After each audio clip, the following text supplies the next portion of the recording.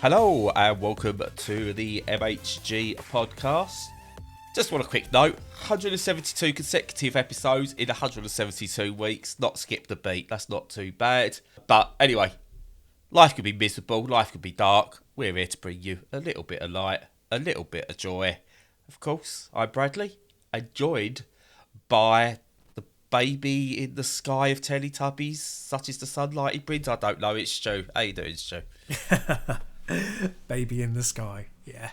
Well, you know, that's more believable than there being a sky fairy who looks over all of us, I suppose. So, yeah, I'll take it. Do you know what? If God was a sky fairy, I'd be a believer. That would be nice. An actual sky fairy that, you know, dresses in lovely dresses, makeup, wings and everything, just appeared as a them and just watch all of the right-wing philosophies just crumble because God is actually pro-trans. That would be amazing. Yep. Or, just fairies improve everything. However you define fairies, they improve absolutely everything. So, you know. You wash it up. Yeah. I mean, they've got a good range of liquids, so, you know. Indeed, so do I. Hey. I've got your liquid right here. No, anyway. That's not. But yeah, I don't know what I was going to say. Tears of the Kingdom, by the way. Just to touch on that. Yeah, people like that game and don't like it when you don't like that game. That's always fun. Yeah. I just see, a lot of people turning around going, yeah, it's really good, but it's just more the same, really, with some nuts and bolts, literally, added onto it. And it's like people going, no, it's the best game ever. How dare you? Yeah. It's alright. Isn't it? It looks like a fun game. Yeah, isn't it weird how people emotionally link their emotions with products? I mean, I know it's not just a product, it's a piece of art. But, you know, it is a product at the end of the day, and you're allowed to be nuanced about it. You can say, oh, I like this, and this, but I dislike this, and this. It doesn't have to be it's the best thing ever or it's absolutely terrible, and then you have to argue to the death about it. I mean, it can't even be the best game ever because it's not even the best game of 2023, Stu. Well, no, and it's no droplets, which of course is the best game ever. So. Well, no, that's Tetris. Come on, let's not get ahead of ourselves. Come on, let's try and remain believable, Stu. But it's no Planet of Lana. But before we actually get into it, we do the segues and stuff like that. Look, if you want to know what we actually think, you want a quick at-a-glance thought of what games we really recommend to you lot to watch, play, listen, whatever you do with video games. Don't care how you consume your games. You might watch them, listen to them, play them, whatever. Keep them in their box with the cellophane on, however you do it. We've got our MHG Awards. It's not an end-of-year thing. Can't be bothered with all that. It's too much hard work. But sporadically, each and every year, we will have a list up of games that me or Stu, or both of us, really, really enjoy, and they will get a 2023, 2022, 2024, whatever, must-play award. And if you click on the homepage, you click on MHG Awards, you can see at a glance what's there. And our inaugural games, that's the word, isn't it? Inaugural? Yeah. It are Terra Nil, which is a fantastic reverse city builder. Killer Frequency, which you'll all get to play very, very soon, and it's fantastic. I can't pronounce this one right. Stuart, can you pronounce your game correctly? Theatrhythm Final Bar Line. I can't pronounce it properly anyway. That one. The Final Fantasy musical thing, it's really, really kiddie. good. Yep. And look, if we gave a Game of the Year award, I'd already give mine. It's Planet of Lana, which is spectacular in so many ways if you love a good story. And it's brilliant. It's 4 hours long-ish. And I cried a few times. And I want a Mewie plush. So there's that. But yeah, if you want to see throughout the year, for any time, see what we really like, check that out. And it's there. Links to reviews or podcasts or whatever it's all in. You'll see all that below each recommendation.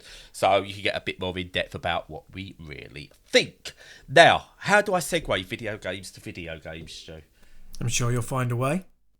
Well, talking of games of the year, not all video games are games of the year, Stu. So what have we been playing? I don't know. Good enough. I'll take it. That'll do.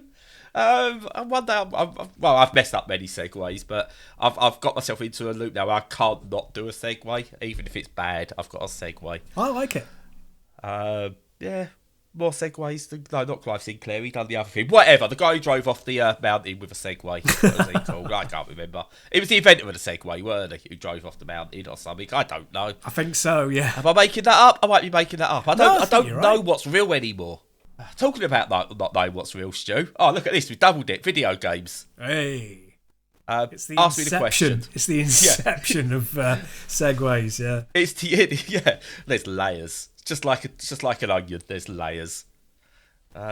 Jesus Christ. Save me, Stu. Ask me the question. So, what have you been playing? There we go. Right. So, do you know the French Revolution? Of course, you know the French Revolution. We was all there. I'm aware of it. Yeah. We was all there. We know what it's like. Did you know that the French Revolution played Brad video game bingo? Did you know that? I didn't. No. Well, I can tell you now. There's a French Revolution game that has hack and slash Diablo-esque style games to it. It's an action roguelike with deck building options in there. So we've got four corners in Brad Bingo. Yeah, it's getting there. It's called Liberté. Join the Revolution. It's actually just called Liberté, but it has quite a large sub tagline to it, which says Join the Revolution. So I assumed that was the entire title. It's not. It's just called Liberté or Liberty. I don't know. It's got an apostrophe thing, not an apostrophe. What's that thing over the E called? An umlaut? No, it's not an umlaut. That's the other one. An accent. Yeah, Liberté. It is, yeah. Liberté. There we go. They make a yoghurt or something, don't they? Yeah, they're the yoghurt people. That's right. Yeah. So what we've got is a sponsored game about the French Revolution from the people who make yoghurt. Yeah. I don't know. Anyway, what you've got here is a isometric. It's technically not isometric for pedants out there, but for all intents and purposes, you got this isometric Diablo-esque style action roguelike hack and slash thing that's set during the French Revolution. As its base setting, but it's got a lot of gothic horror, I want to say. Definitely some body horror going on in there as well. And you take the role of, I mean, to be honest, it's not all that memorable names, but of this person, who's like someone who's just a regular like person who lives in Paris during the time of the French Revolution. And stuff goes on and happens, and they get sent on a quest, and they have to go through these various levels, hacking and slashing away, hence it being a hack and slash, and while serving this mistress from another dimension in the French Revolution. It's weird. And yeah, she's called Renee.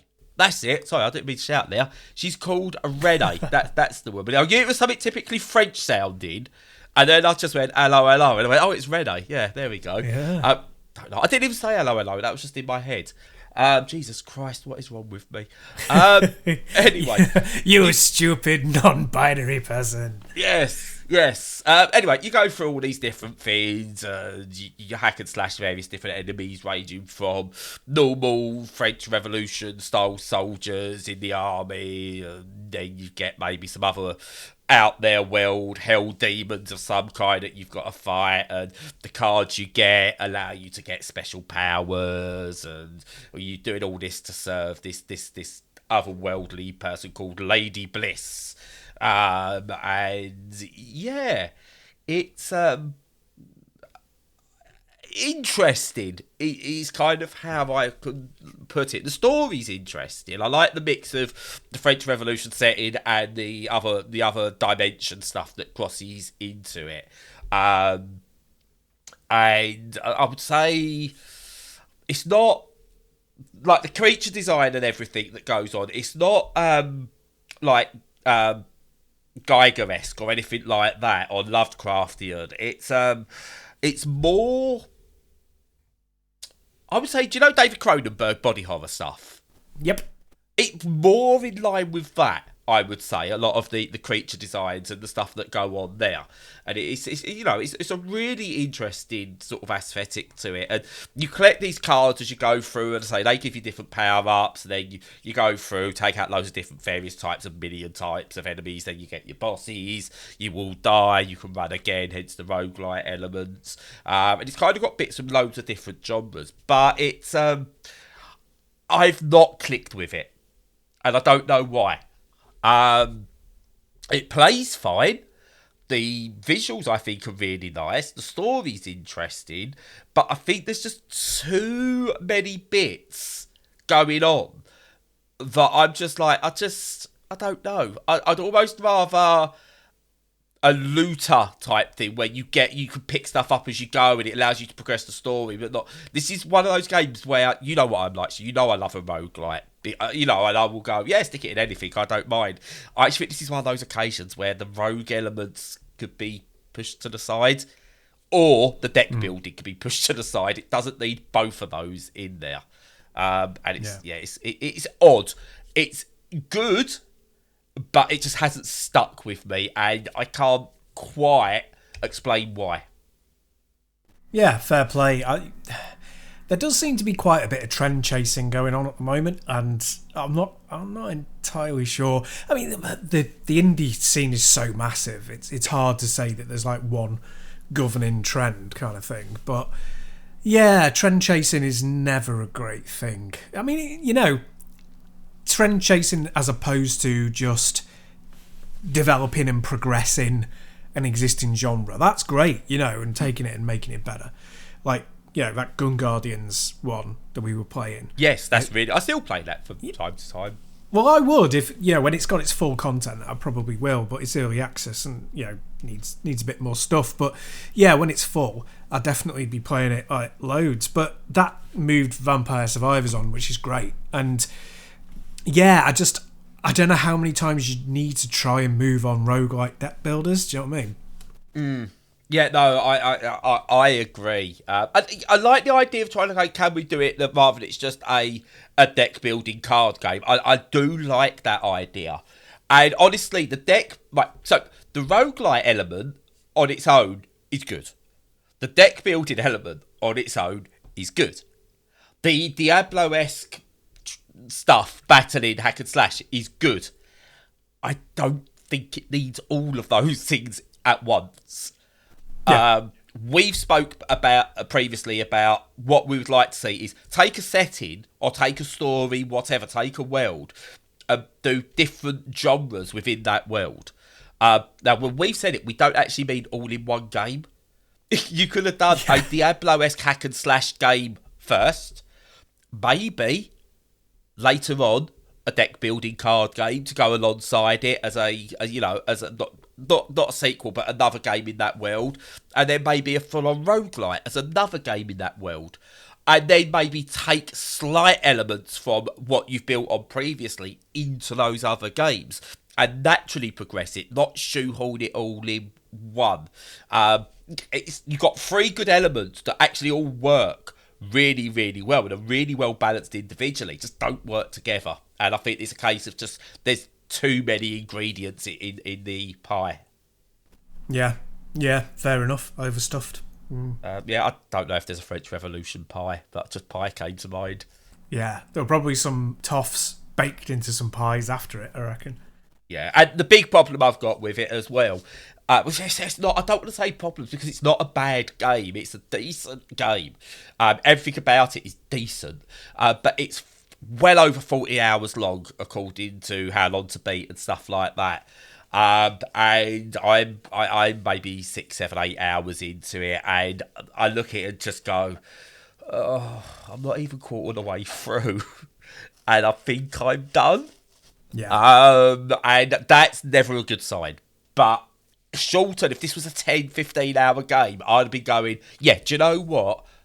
I'm good with it. That's a good. It just seems overly long as well and drawn out, but yeah, I don't know. I don't want to go all in because it's not a bad game. I can't literally go, oh, this is bad and this is bad because of this, because every single element's decent, but that's it. They're decent and they don't bounce off each other well enough. But the one thing I do want to pick out on, and I didn't know this, but it is controversial within the community, I suppose. It was advertised pre-release as being fully co-op, and apparently they've taken the co-op out and there's no co-op. And that's angered people. I don't know enough about the game to know how many people that's affected or anything like that, but it's removed something it promised in the build-up. Don't do that upon release, because a lot of people would have purchased this game on the back of that, expecting that. If you're going to cancel that sort of thing, you've got to make it clear early. So that's all I'll say on that. But I don't know enough to go in both barrels like some people have. But yeah, it has removed content. Never a good sign. No, it can be a bad indicator. It's push-pull. There's some stuff on the consumer side that I'm not happy with, like people expecting things. And, if they're given enough information that something has been removed or cancelled before release, then that should be good enough. Yeah. There's incentive entitlement. But, it's a difficult juggling We would call out EA, we'd call out Square Enix, etc. If they done it, it's only fair that if Super Static, who are the developers, and Sharp Publishing, who are the publishers, whoever it's come from this decision, if it has happened straight on release or as the games come out, then they need called it out as well, because it's only fair. Do you know what? If they'd have released it with that in and it was broken, you kind of go, indies, fair enough, you've got to give them some leeway that you don't give the multi-billion-dollar corporations. But that kind of act needs calling out. It doesn't matter the size of the company. Yep, completely agree. So, anyway, moving on. Can you improve things, Stu? I definitely can. But a couple of tidy-ups first. First off, when I said, "Oh, you stupid non-binary person," that's not me being nasty. Well, I suppose it could be, but I'm not being nasty. It's a pun on Allo, the comedy series, the British comedy series set in the war, where one of the long-standing jokes was "You stupid woman," and I was just doing a riff on that. Sorry, but you didn't go full on with the offence by doing the French accent with it initially. Not too strongly, yeah. which bizarrely takes it out of context if you don't do the accent. Yeah, it does. That was a huge success, that programme, all over Europe. Everyone loved it, which is amazing to me. Why. Yeah, it was actually quite heartwarming. It wasn't a nasty programme. I don't think it insults... Okay, yeah, there's a few of the jokes that maybe haven't aged particularly well, but I don't think it's set out to be offensive in any way, shape or form.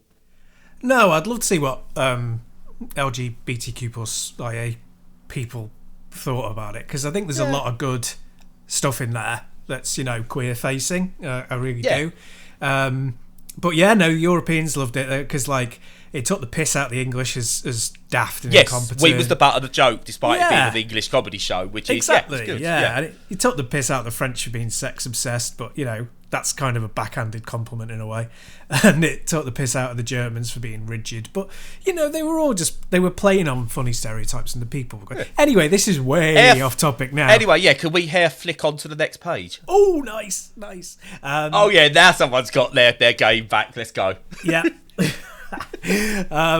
So I've been playing, just to get back onto target, I've been playing a new game, couple months old, called Vernal Edge, and it had completely passed me by. I wasn't tracking it at all, and I had no knowledge of it, and I was just having a look on OpenCritic at best reviewed games of the year so far, and it showed up, and I was like, oh, right, totally passed me by. And I think it's because it hasn't been released on most platforms yet, and I've been playing it on Steam Deck. And as you do. Yep, as you do. And yeah, it's a real pleasant surprise. It's basically, it advertises itself on Steam as a Metroidvania, but it's got Metroidvania elements, but it's more like a classic action platformer more than anything. And my constant drum banging, as you'll know, is all about, constructing really good levels is what is missing from a lot of these types of games. Environments that are interesting, that are well crafted, that take you on a journey. So like think about, Shinobi or Strider or any of those sort of classic arcade games when they were the AAA releases of their day. The reason why they were AAA is because, they were dead short, but the level of artistry and thought that went into each level was really, really high. And if you just stick a load of identikit levels in and then, have a good fighting system and a decent progression system, it'll be good, but it won't have that mastery, let's say.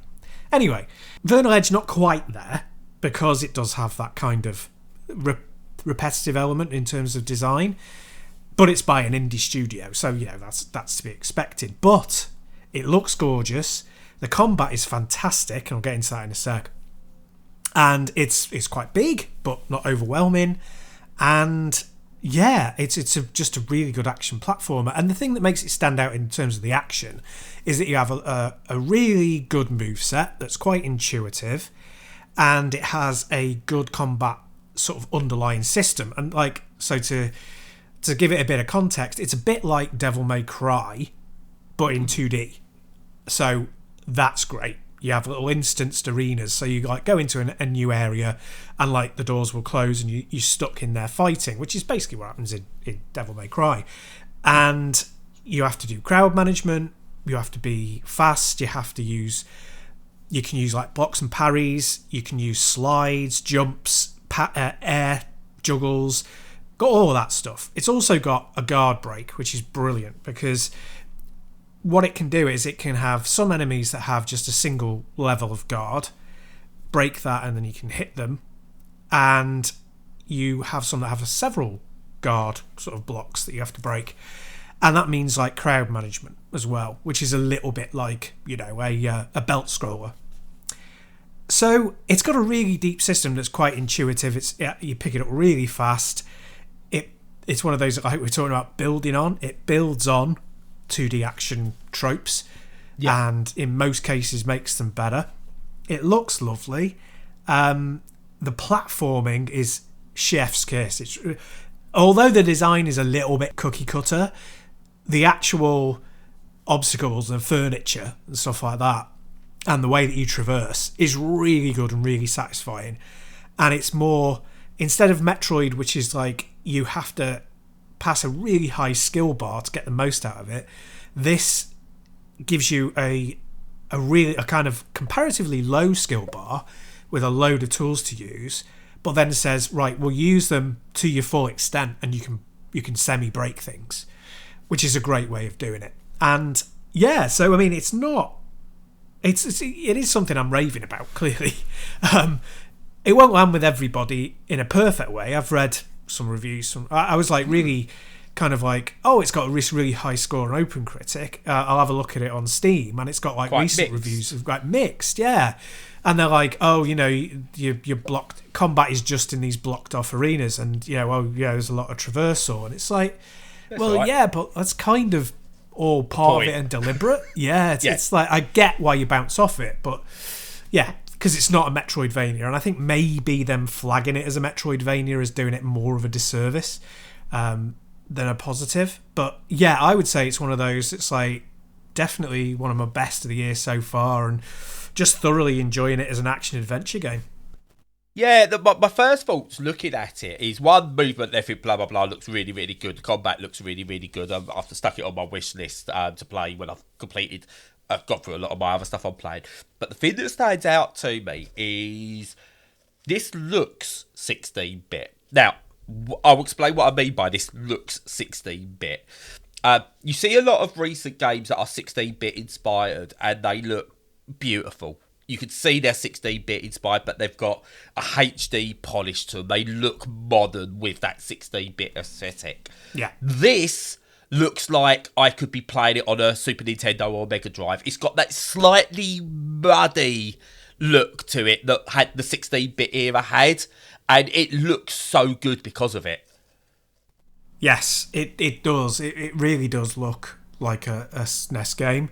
But if the next SNES was just an even more powerful, a more powerful 16-bit styled machine, sprite-based style machine. Really lovely aesthetic. The idle animations are lovely, very much in that kind of Square Enix of the time well, just Square back then. Yeah, before they started cancelling live services everywhere. Yep. Yeah, very much in that style, and really, really high production quality values, and kind of a little reminiscent of Guardian Heroes at the same time, so a bit of a treasure influence. So there's a lot of treasure in there. There's a bit of compile. There's a bit of classic Konami.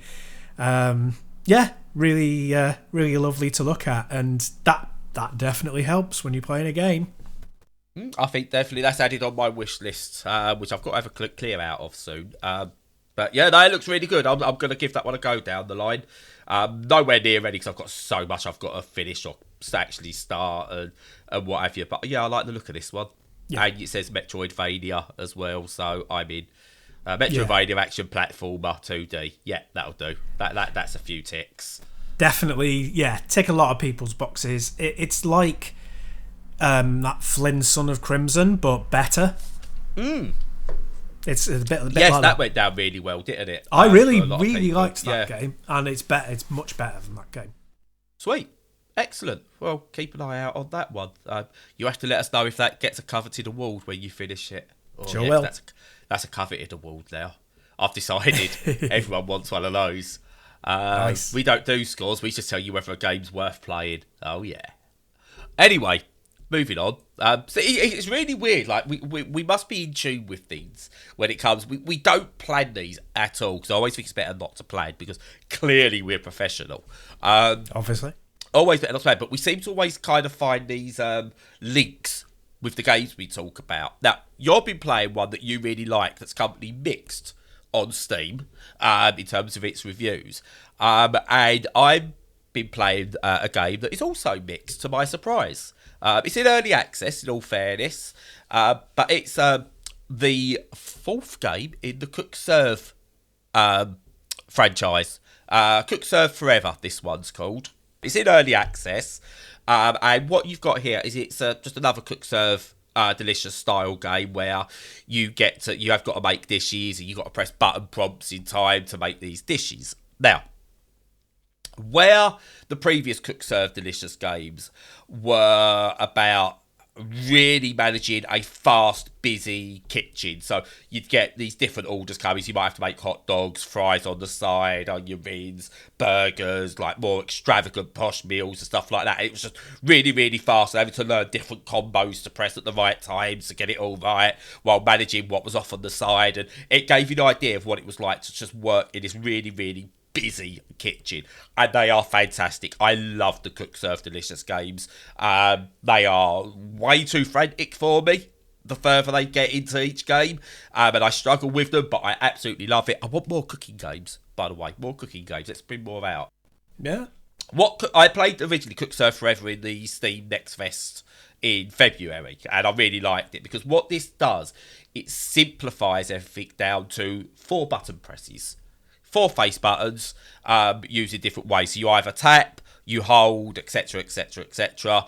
And basically what you do is you get this one dish, and at the bottom you kind of get these button prompts. You might say, right, you've got to press A, or you might need to press A 3 times, B, and then hold B, and stuff like that. And you could get different modifiers for each dish as well that make it more complicated but give bigger rewards.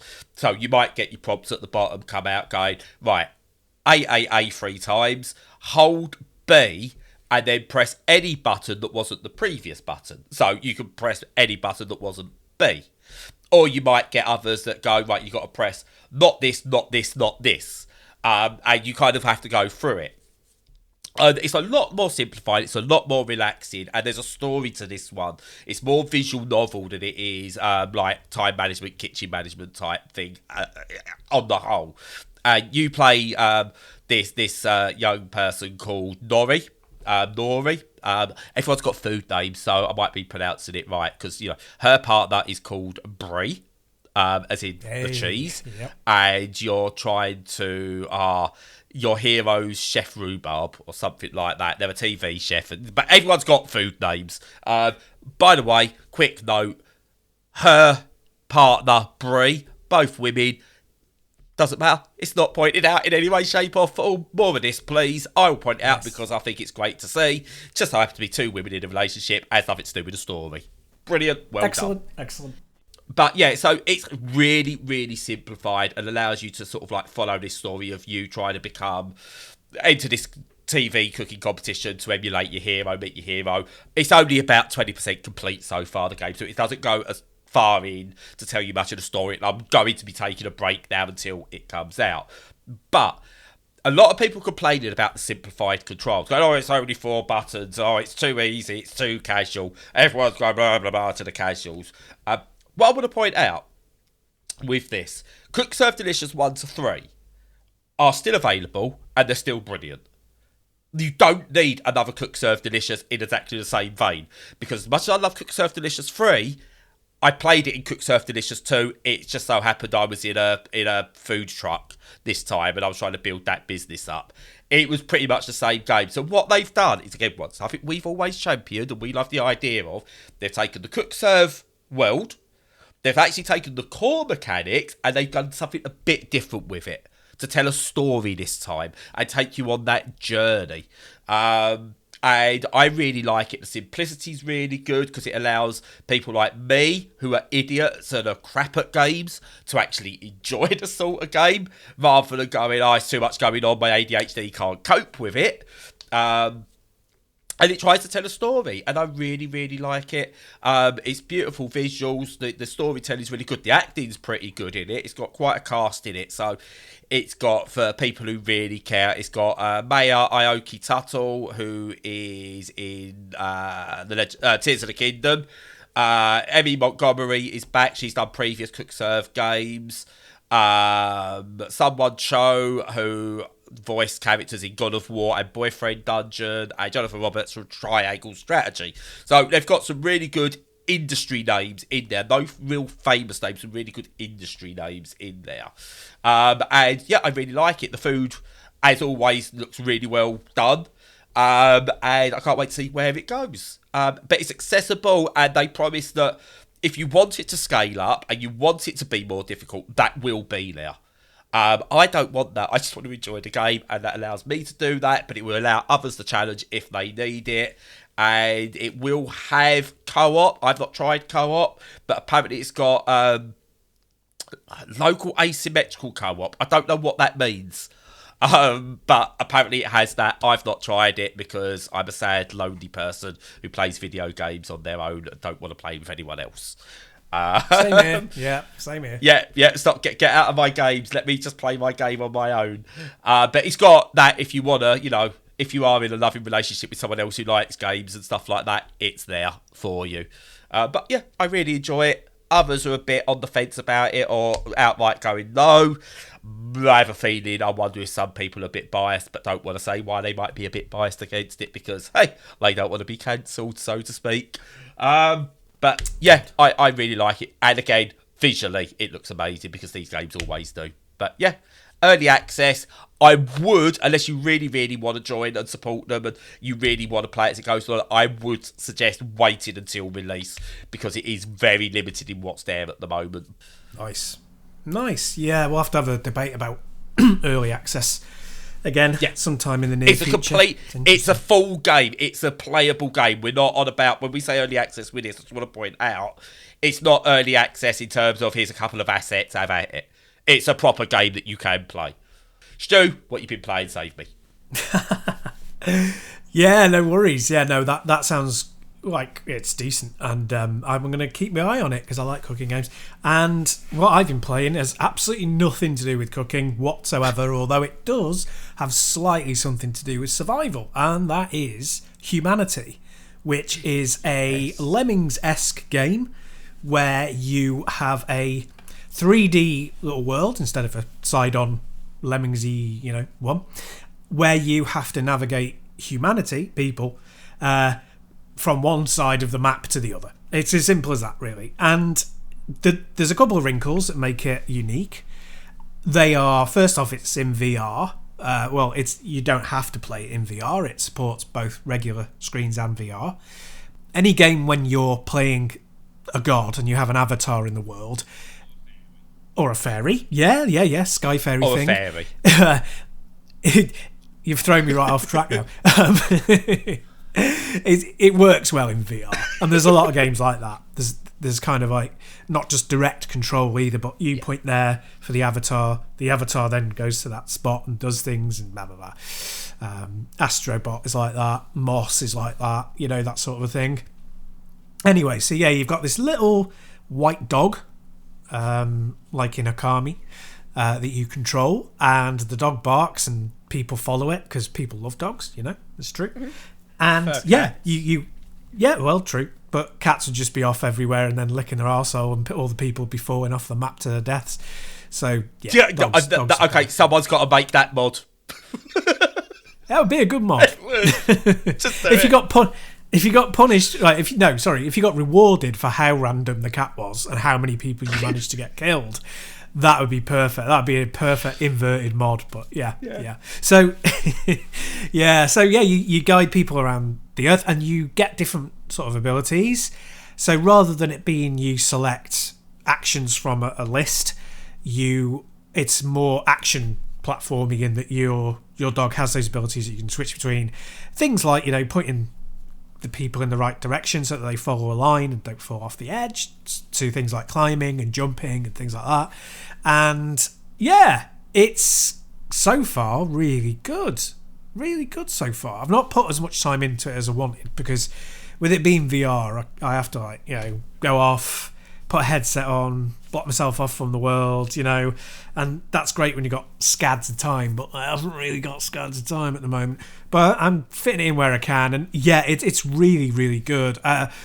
What I really like about it is it's kind of a little bit maudlin. It's a little bit kind of sad. Yes.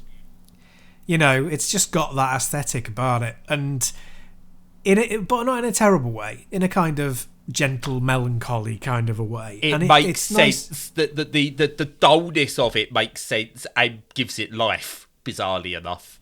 Yeah, that's right. Yes. Yeah, it does. Because it stops, although it's got simple representations of things, it's very basic looking, because it's not cartoonish, you don't, it's not realism, so you don't feel terrible.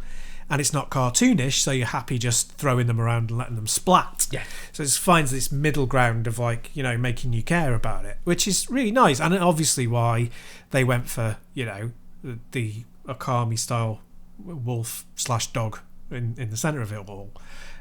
So yeah, it's got a really good basis for a really good game, and I need to play more before I can say it's excellent. But I think the best thing I could say about it so far is I don't normally play these kinds of games, and it's kept my attention. So yeah, so far, 2 thumbs up. So when we spoke last week, I went, no, I'm going to have to wait on this. I've got too much on my plate. I'm going to have to wait. I can't get this game.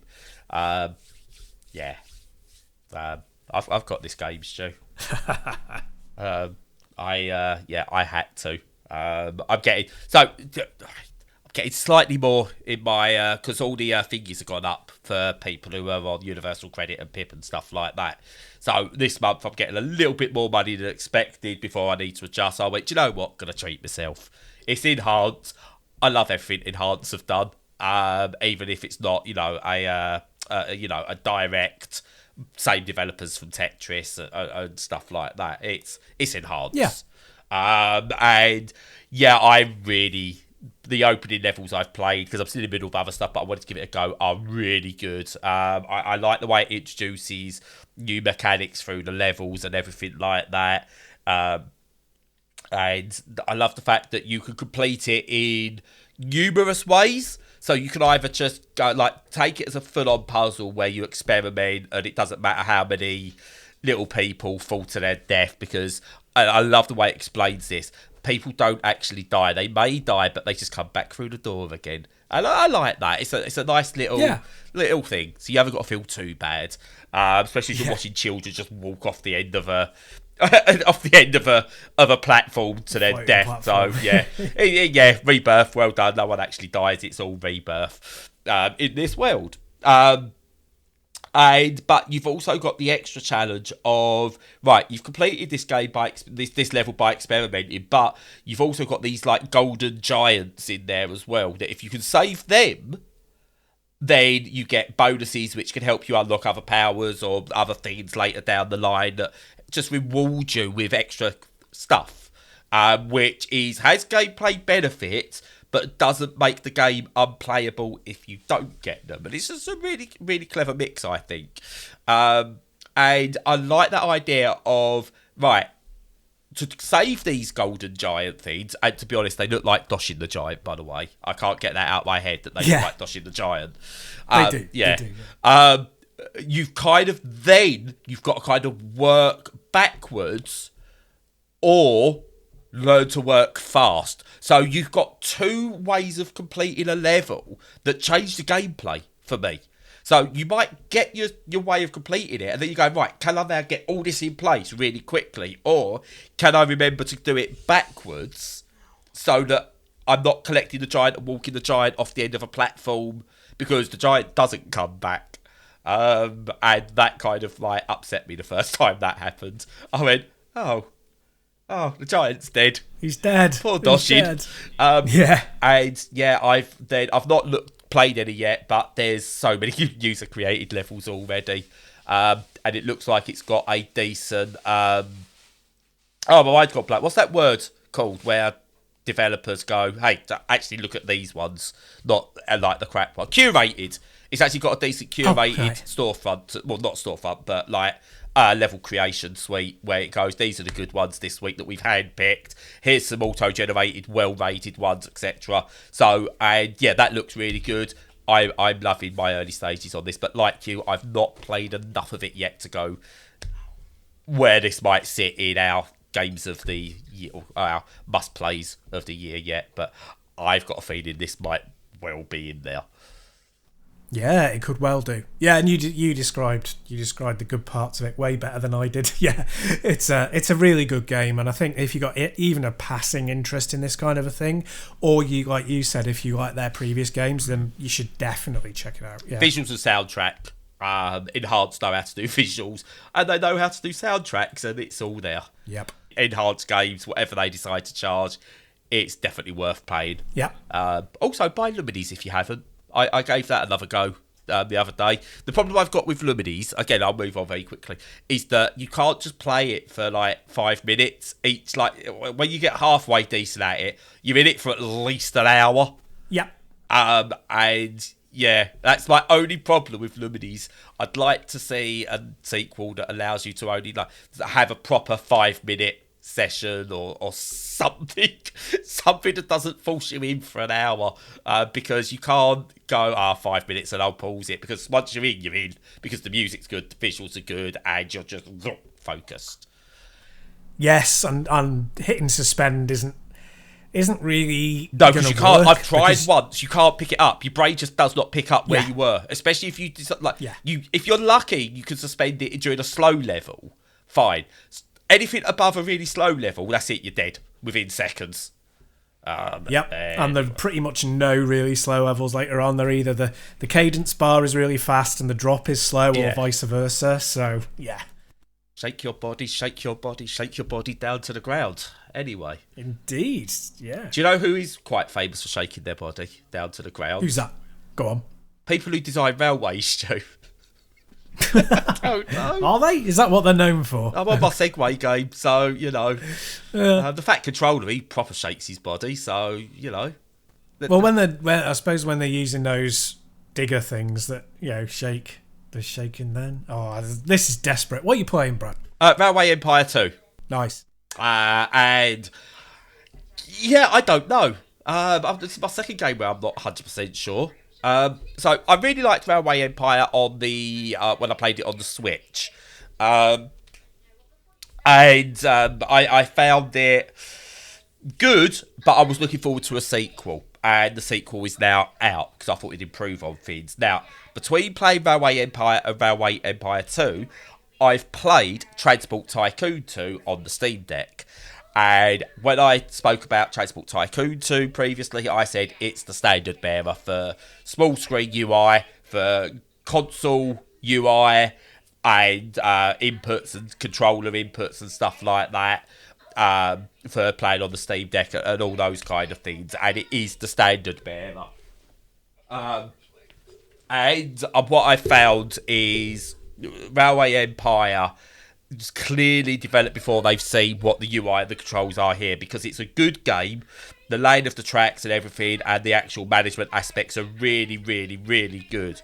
But the problem that you've got is that it's just finicky in all the wrong places. So, like, it's got these button prompts, but they don't feel like right for the game. It's like you kind of got to bring up these menus, and the menus are a bit awkward to read compared to what they are. When it wants you to like put tracks together, it kind of gets these auto parallel things which are really good. But then to actually get them in place, you've got to zoom right in. And I've been playing it on Steam Deck. Steam Deck doesn't like you zooming right in. It gets all like frame rate drops to like single figures almost for a moment as it tries to struggle to get back, and you try to get it like your cursor on one track and then it flicks to another, and it kind of gets all that, and it doesn't like all those bits, and it becomes frustrating to play, which is a shame, because I say the game itself, the concept behind it, building train tracks and building an empire as it goes, you get better and better, and transport with different types of goods is really, really good.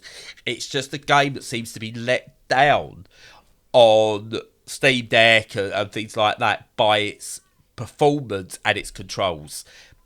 If that improves, it's very, very good.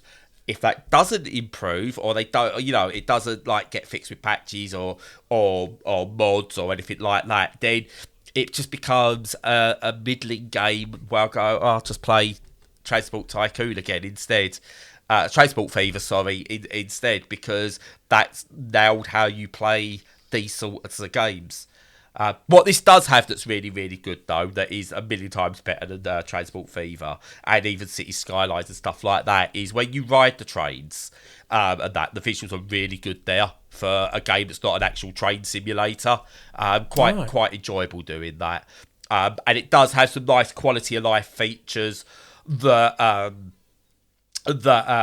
Transport Fever needs, where it's like when you get to a station and you need to sort of like go, I need to make all these tracks cross over in certain ways. This knows how to automatically do those crossovers, whereas in like Transport Fever, you have to go, right, I need a degree in engineering to work this out. But Transport Fever 2 is a lot easier to actually put those planes into place than it is to actually place this one simple thing that does it for you on Railway Empire 2, because the screen goes, no, I'm just going to jump and go, no, don't like you zooming in this much. No, you're going to need to zoom out. Oh, because we had a stutter, you zoomed out too far, you need to zoom back in again. And you end up fighting with it that way. It's such a good game, but you've really got to fight with it to get the enjoyment from it. I'm hoping it does improve. I'll give it a go on the PC on the big screen when my eyes are up to it, and it might perform better there. It's a shame because it's a really, really good franchise. It's a really, really good game. It's just let down by user interface and user experience, which is a shame. That is a shame. Yeah. It's all about that, isn't it? I suppose with these games, yeah. Definitely. Especially as I've like a game I picked up in a sale, on sale, whatever. But I picked up a game called Plan B Terraform a little while back. I finally got round to playing it, and that has, despite having no official controller support on the Steam Deck, it has it works very well with keyboard and mouse natural controls, but there's lots of community profiles for it, which is really good.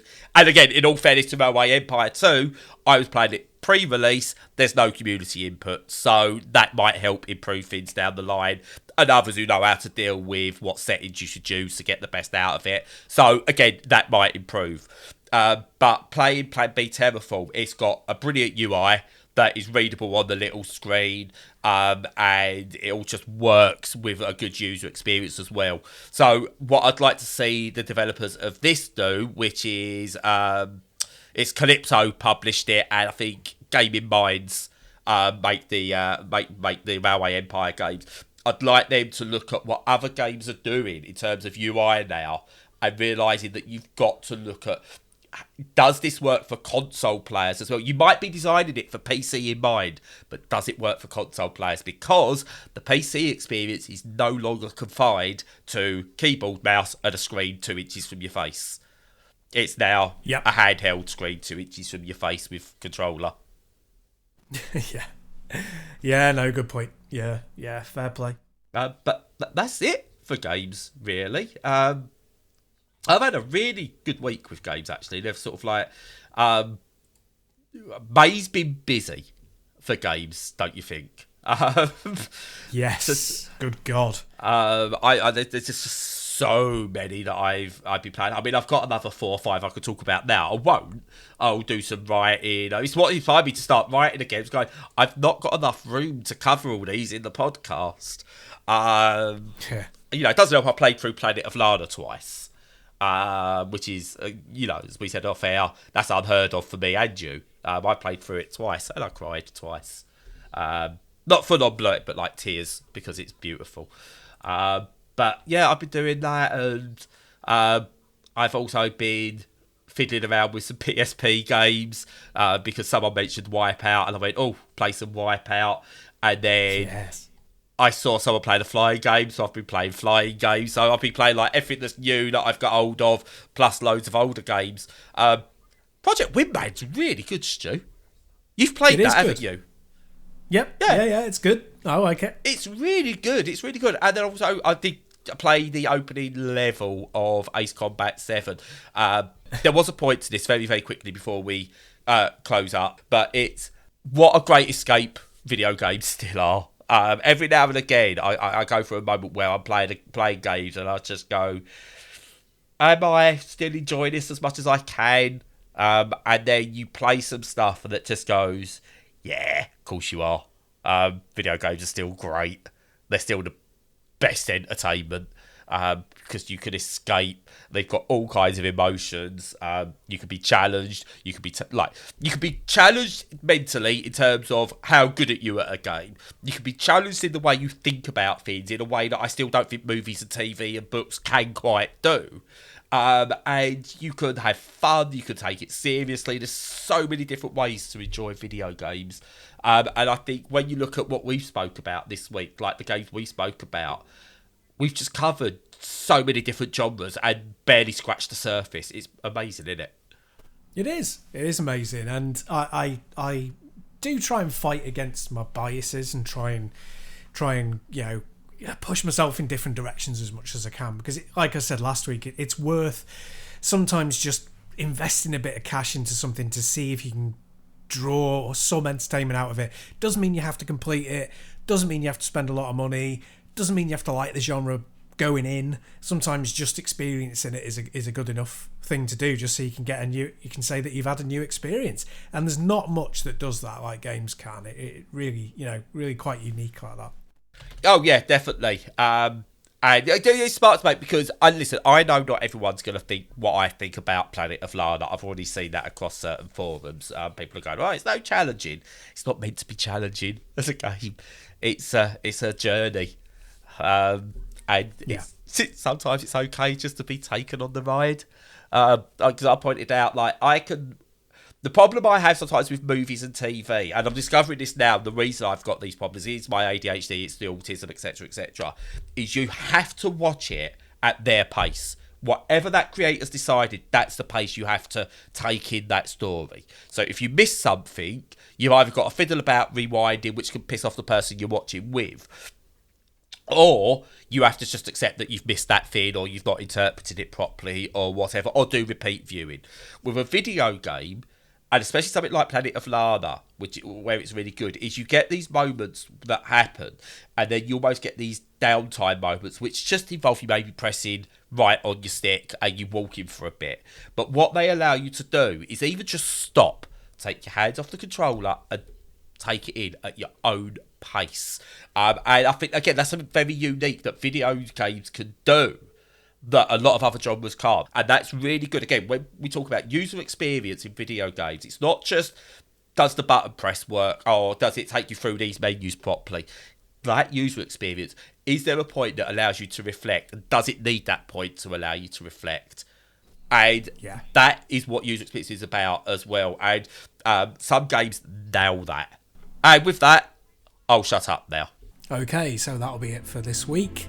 As usual, follow us on all the socials, check out our content on the website, join our Discord if you want to chat with other like-minded people, and other than that, have a good week, stay safe and stay sane.